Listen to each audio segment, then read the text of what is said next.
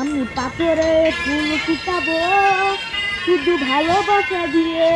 আমি পাথরে পাথরে ফুল ফুল ফুটাবো ফুটাবো শুধু শুধু ভালোবাসা ভালোবাসা দিয়ে। দিয়ে। ভালোবাসা দিয়ে। ফুল ফুটাবো